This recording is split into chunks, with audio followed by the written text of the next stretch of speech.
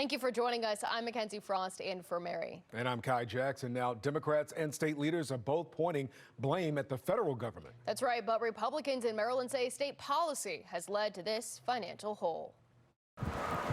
The State Board of Revenue estimates out with the latest budget projection before lawmakers finalize the budget this session, and the outlook is dire. Compared to what our expectations were in December, a worst-case scenario has developed. The board says given the federal funding cuts and federal workforce layoffs, it's reducing revenue estimates for fiscal years 2025 and 2026 by $280 million. These cuts are materializing quicker than anticipated, and they're as bad or worse than what we feared in December. Comptroller Brooke Rehreman says the situation is a direct result of President Donald Trump's decisions. The Trump administration is delivering an unnecessary negative shock to our economy.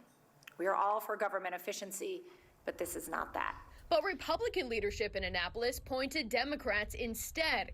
In a statement following the latest estimate, House Minority Leader Jason Buckles says the slash in revenues should have come as no surprise, saying, quote, "It is an indication of trouble in our economy, trouble that has been brewing for some time due to our dependence on federal largeness."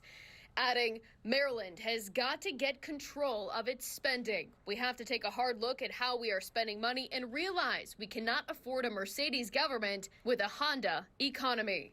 Cuts to our budget based on wrecking of this economy by Donald Trump. House Appropriations Chair Delegate Ben Barnes says the cuts at the federal level are forcing state leaders to make even more cuts.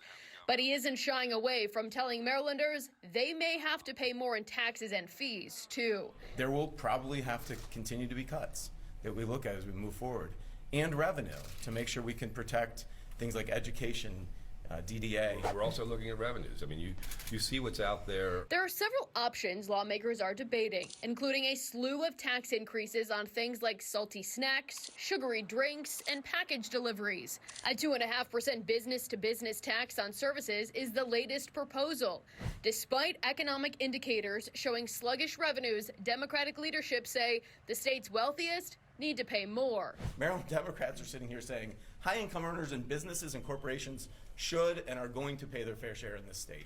While Governor Wes Moore says he's looking to grow the economy and support businesses, Republicans argue taxing the employers in the state is not going to help. Something that we think is a little bit tone deaf when it comes to trying to say that you want to increase economic growth, but yet you're potentially taxing more businesses. The BRE says its estimated 28,000 federal workers in Maryland will lose their jobs, raising more uncertainty about Maryland's bottom line.